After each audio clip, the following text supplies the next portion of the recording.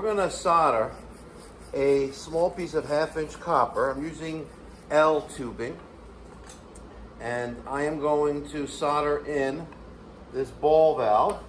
I'm gonna solder in that ball valve, and since I need to solder the other end as well, I'm gonna do both ends of the ball valve together, going into my sweat collecting 1/2 inch pressure reducing valve. Let's go there.